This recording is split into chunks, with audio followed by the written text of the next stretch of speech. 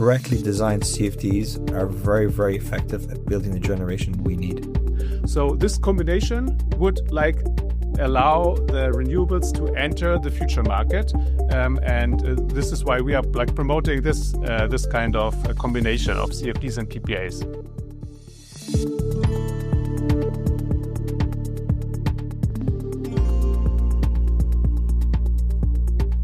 Europe's power system is evolving very fast, but with increased volatility, negative pricing, capacity mechanisms, is electricity market design still fit for purpose? I'm very pleased to be joined by Cillian O'Donoghue of Eurelectric. A warm welcome to you, Cillian. Well, thanks, Richard. Great to be back. I'd like to kick off with a sort of big question, really, and that's about the current crisis in the Gulf. I mean, we're at the end of May. The war's been going on for 3 months. Is this a wake-up call for Europe to really speed up the energy transition? Yeah, well, I'd say the first thing, this is not the first wake-up call, but there's strong preference from us that this is the last wake-up call. So hopefully, like we've seen in the 70s when we had the oil crisis, that we will react and make sure that we're less vulnerable going forward. So that's kind of how we see it. We think what happened in 2022 with the Russian invasion was quite a clear message. It's not healthy being so dependent on imported fossil fuel. We see the effects that happens on our economy when that source is cut off. And now what we're seeing in the Gulf is something quite similar. I know it's more oil than gas this time around, but it just shows how exposed we are. So we have a strong preference and a clear plan of how to make it happen, but to replace this dependence on imported fossil fuel with clean electrification. That's what we hope. You're asking me to predict the future. Will it happen? I don't know, but we're very much pushing so that it does happen. So let's talk about how we can make that happen then, Cillian, rather than getting our crystal ball out. But current market structures and current market design, are they still delivering the right signals, or should there be some changes? The market is delivering. So I guess the way we operate as Eurelectric, so I represent the European Electricity Association, we kind of take the Repower EU as our Bible to some extent, the kind of numbers there. And what they're pushing for is about 1,100 gigawatts of renewables by 2030. And we're on course. We're a little bit off, but kind of on course. So if I look at solar, you're supposed to have about 600, I think it's like 580, and we're above 400 now. So we're 2/3 there. On wind, we're about halfway there. So this is end of May 2026. So we can get there. So by and large, we're on track, just a little bit off. So that shows the market is delivering. Contracts for difference, CFDs, are increasingly becoming quite central to the investment of renewable investment into renewables. Do you see them as a long-term solution for balancing investor certainty with consumer protection? Yeah, I think CFDs will play a very important role in the transition. I think we have to look at, nearly all the new sources, renewable projects and wind, so very capex intensive projects, and CFDs are the best tool to make that happen. So we like CFDs. We think they've been very effective at building generation, and it will be very effective at building new generation. What we do say and what we do welcome is guidance on CFD designs. We have to be careful. We don't want CFDs to have a negative impact on forward markets. We don't want CFDs to drive PPA markets. So it's all about how you design them. But we think correctly designed CFDs are very, very effective at building the generation we need. How do you avoid sort of CFDs or PPAs impacting negatively forward market liquidity? Because obviously forward market liquidity is quite crucial also for investors. So how do you balance those three? Yeah, so it's always a case of balance, and that's for generally what you see in electricity when you go into these nuances and balances between various elements. I think this is kind of key in the CFD design, that you don't drive the liquidity in the forward market. So it's also the reference you have in the CFD. You can have a certain percentage linked to the forward markets 1 to 3 years ahead. These are kind of the designs we see. There was guidance issued by the Commission over a year ago now on CFD design, and we work with them, and we also work with a consultancy called Compass Lexicon with papers out of how to optimize CFD design. So we think if you do those things, you can keep all stakeholders happy. What I would say, just if I go into forward markets for 1 second, if that's okay, is they are probably under-discussed and they're extremely important. There's kind of a big focus on long-term contracting, developing long-term contracting in Europe, and we get it, and particularly, industrials are a loud group. I used to work for them. I know very well, and they need these big long-term contracts. I get it. But forward markets are extremely important, and we need to do more to further develop forward market liquidity. And that's something we kind of push quite a lot. So we would also like a discussion how we can make that happen too. Perhaps it's easier said than done, but how do you push forward market liquidity? How do you, encourage or develop it further? Because it is struggling in some areas. Yeah, so it is struggling in some areas. So we do see very big differences. I think it's no secret that Germany has a very liquid forward market. And to be honest, a lot of our members, even they're not based there, they proxy hedge against the German reference. I think that's quite clear. What we say is it's actually a case of implementing a lot of the existing rules to make these things happen. We predicting with cross-border forward hedging, that more should be done there to facilitate that. You should be able to book capacity probably to 3 years ahead. That's quite important. I know from a TSO perspective that does pose some challenges, but these are things that should be done. What we're not big fans of is this idea of virtual hubs. We think that will actually dry up forward market liquidities. I represent members throughout Europe, and in some parts of Europe we don't have very liquid forward markets, so we need to do something there. But we do think virtual hubs are probably not the optimal way to make that happen. Could you explain virtual hubs for those listeners who aren't aware of what it is? Yeah, so virtual hubs are a concept which were developed in the last electricity market reform. I think it's an idea which Acer seem to think makes a lot of sense. So you have something similar in Norway. Actually, you have this EPAD system where you actually use a virtual reference to trade, kind of going ahead rather than physical. But that's kind of the idea. It's a good concept. But in reality, we just see it dries up forward markets. We've done quite a lot of work in it. We've done quite a lot of analysis, and that's kind of how we see it. We work quite closely with Energy Traders Europe. So it's an organization that deals a lot with these kind of things, and that's kind of the conclusion we see. Policymakers, especially at the European level, Cillian, are trying to balance affordability, decarbonisation, and security of supply. So which of those priorities is creating the biggest tension in market reform discussions right now?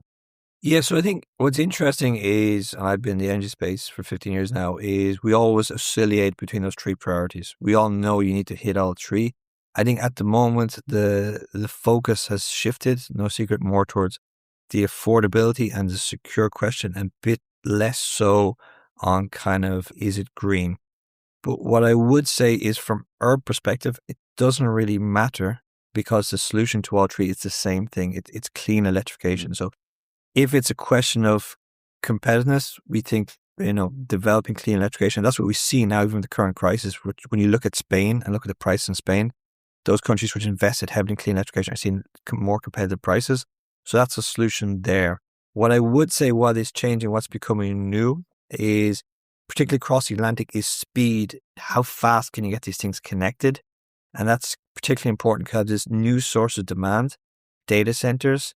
The way they see it, they're in a global AI race, and you need power now, and we need to mobilize to make that happen. So that's a whole new ballgame. In terms of, speeding up grid connections, for example, or getting these data centers online. I mean, it's also data centers are quite a hot political topic in some member states, aren't they? It's not always, people aren't welcoming them with open arms, put it that way. And some, there is a bit of difference across Europe, isn't there not? Yeah, very big difference. So I'm based in Brussels, as you know, but actually I take this podcast from Ireland today. And in Ireland, data centers about 21% of demand. If I left my house now and asked my neighbours, do you like data centers? Should we develop more of them? I don't think the overall response would be positive. There's a feeling, a sentiment, which is not one I disagree with, not necessarily not one which I necessarily agree with, and one which is not necessarily backed up by the studies. But there's a feeling that this is going to drive up prices for everybody. That's not necessarily the case, but there is a big pushback. It's also a big pushback in the US, by the way, in certain jurisdictions, that we might not necessarily want these data centers. I think the way we see it as the power sector, I think the first thing to say, this is a good thing. This is a new source of demand. It means we're a growing sector, We're always talking about electrifying buildings, transport, and industry, but this is something new which is happening here and now. So we should welcome it. It's a challenge, but it's also a major opportunity. So I think it's important we get away from this negativity on the whole data centers. It's bad. It's a good thing. That's a starting basis. Then the question is, how do we make it happen? And it's 2 elements, as you said. It's getting the most of the current grid, and we need to make some reforms there and how we are more efficient and make that happen. And then it's planning for the future where we know we're going to have this new source of demand. So it's kind of how you get that right. But we hope, I hope when we sit down in 4 or 5 years and we look at, the number of data centers will have increased a lot. We've seen that this is something that can be done. So we do see it's a good thing that can be done. there's a danger that Europe falls behind in that race to attract those data centers. I mean, and certain jurisdictions are ideal for data centers, others perhaps not so. Yeah, so again, there's kind of two things. I think we've fallen behind on the AI foundation model race. I think that's we're nowhere in it, and we need to be honest. I think there was a report out last week where there's only one European company in the top 100 of foundational models. So, you have your big 4 US hyperscalers, your big 3 Chinese. We're struggling on the kind of foundation models. But then for the adoption of AI, Europe, we could actually be quite good at that. And I think putting these data centers in Europe would help a lot, and helps a lot with latency and inference. That's basically having these things here and now. So I think it is good for us to locate these data centers in Europe. That's quite clear. There's a broader, more geopolitical question to what extent we want to develop foundational models here in Europe, and to what extent we want to mobilize society to make that happen. Again, that's beyond my pay grade. I'm used to dealing with electrons, but that is discussion which we'll probably need to have going forward. Absolutely. It's a very important discussion. I'd like to move on to another topic, and that's negative pricing and negative prices. Cillian, it's becoming ever more prevalent, even in European markets. And is that a problem? I mean, is it deterring investments into renewable energy? So firstly, the facts do back up your sentiments. It's kind of, yesterday I had a meeting with my market analyst team, and we're looking at kind of the outlook for the year so far. And if we look at negative prices, so if I go back 5 years ago, 0.5% of ours, we had negative prices in Europe. Yeah. Now it's 3.9%, so almost 4%. So it's a big increase. If I look at Australia, it's much more extreme. They've gone from almost, I think, less than 1% to over 10% now. So that is a phenomenon we're seeing in particularly regions which have lots of solar. And it can be a risk if you see falling capture rates, the big increase in negative prices. It makes it less investable. That can be an issue, but the solutions are quite clear from our side. I think we need more grid, we need more flexibility, and we need more demand. And generally, that's kind of a mantra you see Eurelectric and myself repeating a lot, because we're reaching a more mature stage of the transition. It's not a question of if with renewables. We've seen the drops in the price of batteries, 91%, solar 89%. We know all this stuff. We're reaching a more mature stage, and it's about ensuring that these investments are profitable, and very, very important to bring more flexibility to the system. That will ensure that the transition is cheaper for everyone overall. I know it's a mantra, it's a buzzword, flexibility, but we really need to understand that if we can get more flexibility in the system, it makes the transition cheaper for everybody. It's a win-win for everybody. That's really something very important.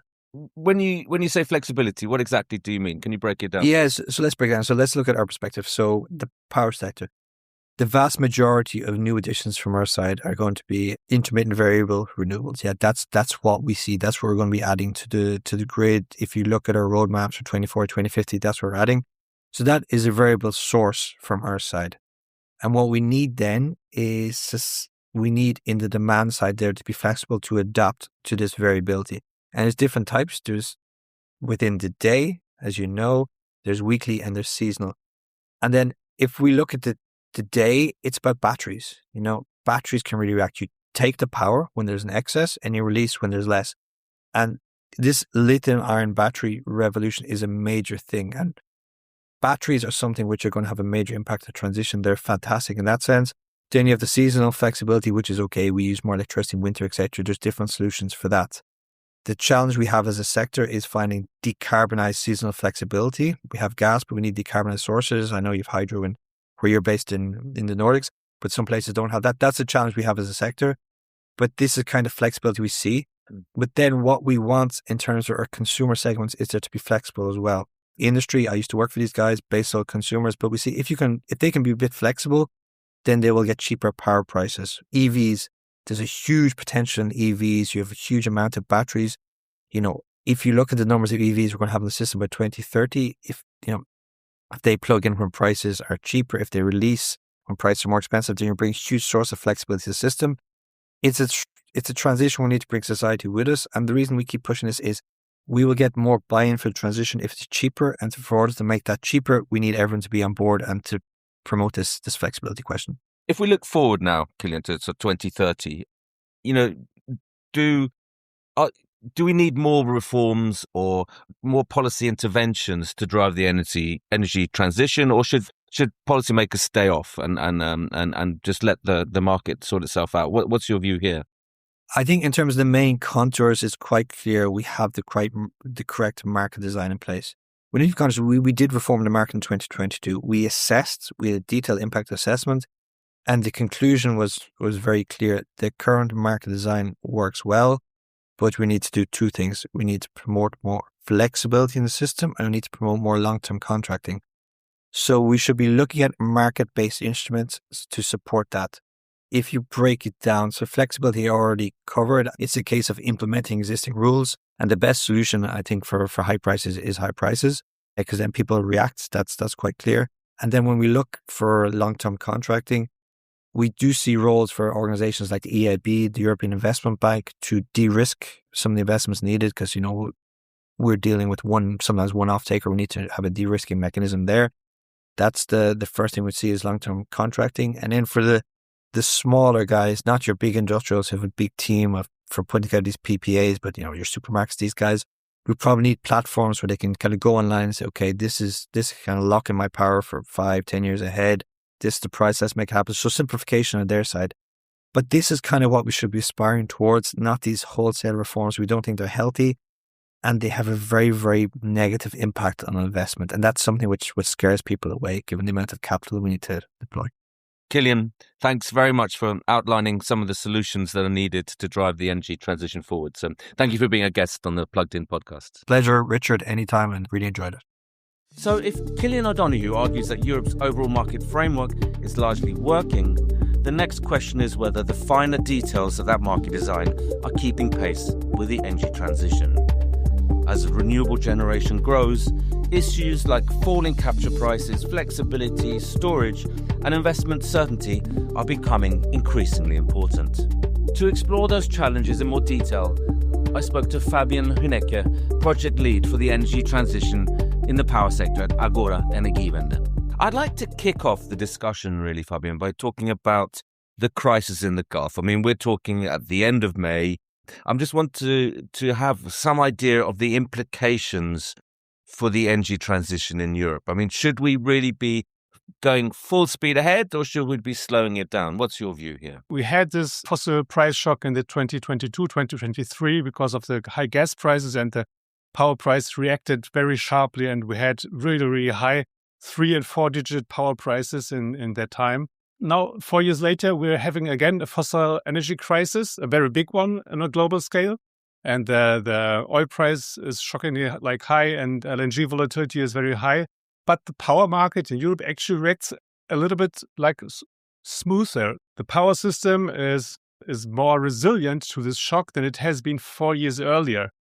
At least from spring to autumn, the power prices through the really expansion of photovoltaics and wind power and batteries is okayish. So if you have an electric vehicle or a heat pump at home, you don't really have to care so much about this energy prices as you had 4 years before. This is a good thing to learn that the strategy of renewables as an insurance policy against geopolitical shocks actually works, and we're on the right track, and we should go on. Especially in winter, because the winter power prices due to the future power markets, you can see that in winter the power price still is really, really high because photovoltaic doesn't help a lot in winter. We need some more wind for this. Yeah, but the strategy is the right one. It works. We are kind of more independent from this geopolitical shocks than we have been earlier. That's a very good point, Fabian. Now let's talk about renewables expansion in Europe. There's a lot of talk about cannibalization, falling capture prices across European markets. Now, how serious is this for the profitability of renewables and investment signals? The kickoff question was on low power prices are something good for consumers. Now, low power prices are something bad for producers, for generators. Yeah, that's totally true. For the capture prices, so what does a photovoltaic or wind power plant earn at the market? And this decreasing capture prices they are a hurdle to take for renewables. So we're seeing a lot of low and negative power prices when there's a lot of wind and sun in the system. But actually, I would say like last year and the year before, at least in Germany, the capture price was kind of stable, 4.6 cent per kilowatt hour. Well, it's not perfect, but it's still a good thing. And even if you were able to turn down feed-in the hours of negative power prices, you could add another 2 cents per kilowatt hours in the last 2 years on this capture price. So it's still like, I would say at the moment, the power price level and the capture price level for investments in photovoltaic and wind power, especially for wind power, are still high enough. The thing is more, what is the expectation, isn't it, Richard? So the thing is, the current spot market still gives some good returns, but how should we know how this will evolve in the next 20 years or 10 years of your investment? And this is kind of the thing which concerns most people. So if you have this decreasing capture prices the next years, how you don't know the pace of electrification. You don't know the pace of how quick people will shift to electric vehicles, heat pumps. How quick will the industry shift from gas to power as their main source of energy? And as you don't know this, there's a high risk that the pace of deployment of photovoltaic and wind power will keep up, and the pace of electrification is not as fast as it should be.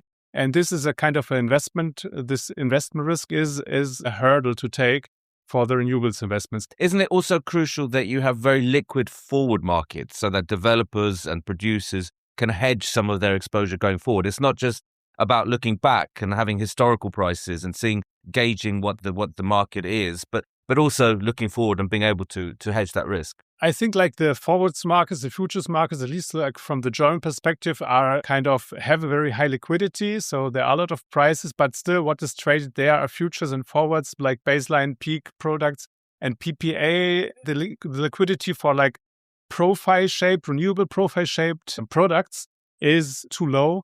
They are like the wind and power, wind and PV profiles are not really a part of the portfolios of most utilities and are not traded forth and back as futures and forwards are being traded forth and back. So at the moment, this is like one of the problematic fields in the chain of like we're having like this phase one in the power market investments. Then there's this hedging phase, and then there's the spot phase. And in this hedging phase, we are like missing fresh electricity from the PV, from the wind power, but also from like the gas power plants, which are financed by capacity remuneration mechanisms and not by trading on the futures market. So there's kind of a fragmentation of markets, and the investment market is orchestrated more by the state. And now the fresh electricity from wind, PV, and also gas is not really taking part in the future and forwards market. And there's a hole, and this is concerning. How do you fix that hole? As I just said, like we don't have to choose between a purely market or a purely state orchestrated renewable build out. So the investment scheme can use both elements and combine the strength of both elements, which would be combining, for example, CFDs auctions and PPAs. So you don't have to choose for the one or only for the other. You can combine both. We think that like a sequential way of combining both elements would be very beneficial for the futures market. So start with a PPA phase, and then later on having the CFD phase. Later on for like having the state as a very good counterparty, lowering cost of capital in the second phase. So combining both elements, allowing investors to sell the electricity first in the market, and later on in the later production years, having the CFDs backing up the investment with the long-term risk, which can be taken over much more easier and to lower cost of capital by the state. So this combination would like allow the renewables to enter the future market.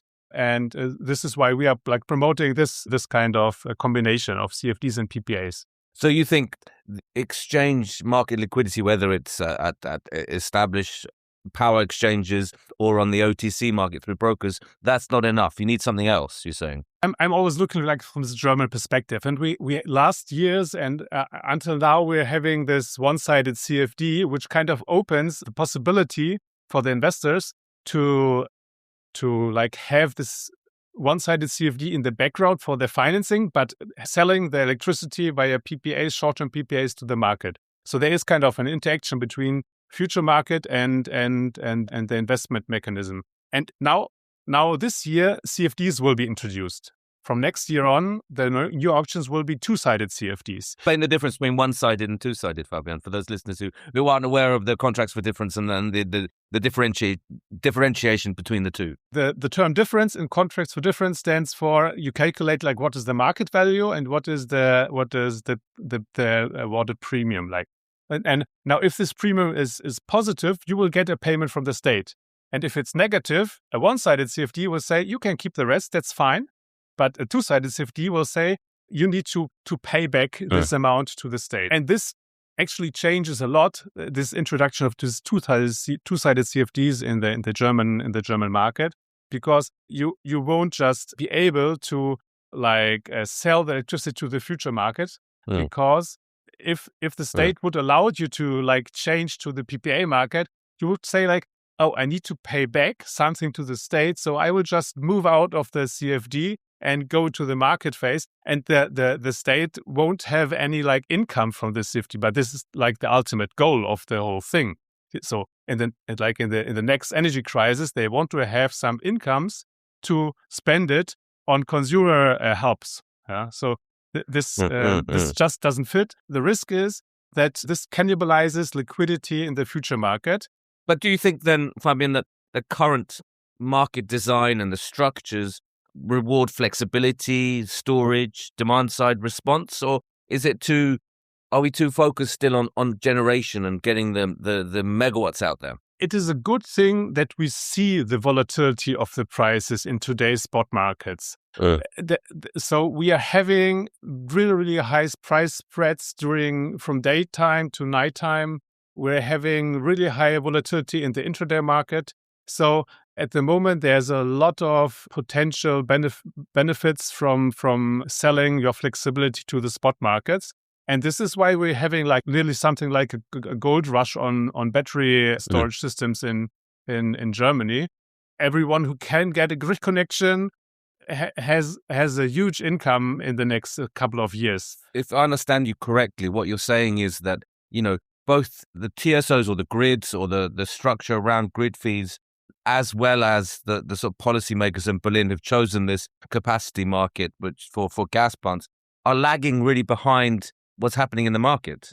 So that what's happening in the market doesn't reflect, the rules for grid access, grid fees, as well as for the capacity market. That's totally right. I think one basic problem about this capacity market is that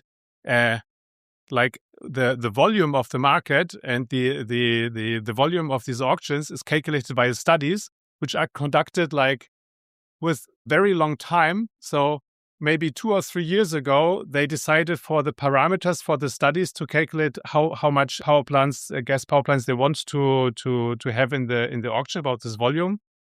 And now the market already knows that battery storages are much cheaper and that the pace of electrification is smaller than we thought 3 years ago, but the study still has the same result, and we're kind of auctioning something which we already know it's outdated 2 or 3 years. And this slow response of policy and regulation to market developments is a basic problem in this whole concept of capacity markets. And I think policy kind of needs to be quicker. And also these studies need to be more recent. And maybe to add another thing, you were asking about the flexibility. There's one thing which is not working at all. And this is the local signal for flexibilities. But I think you make a very interesting point about the batteries sometimes just add to the grid congestion rather than help to decongest those bottlenecks. But fantastic. Very, very interesting indeed, Fabian. thank you very much for your input and for being a guest on the Plugged In podcast. Thank you, Richard. And to you listeners, thanks for listening to this episode of Plugged In. If you enjoyed this discussion, please like, rate, and follow to make sure you get the latest podcast episodes as soon as we release them every Thursday. Finally, you can head to montelnews.com for more news and analysis from our team of journalists across Europe and beyond. See you next time.